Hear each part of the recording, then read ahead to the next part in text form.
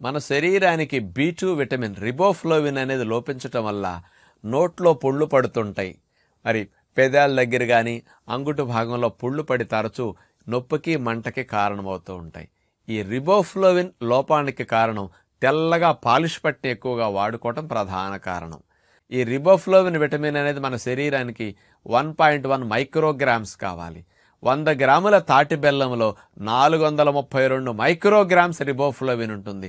ఇంత ముక్క తాటి బెల్లం తింటే మన శరీరానికి కావలసిన రిబోఫ్లోవిన్ రోజు మొత్తానికి సరిపోతుంది. నోట్లో పుండ్లుండేవారు, తరచూ అలాంటి ఇబ్బందులు పడేవారు ఈ రిబోఫ్లోవిన్ విటమిన్ కోసం తాటి బెల్లాన్ని తప్పనిసరిగా ఉపయోగించుకోండి. బెస్ట్ నెంబర్ 1 సోర్స్ ఇదే.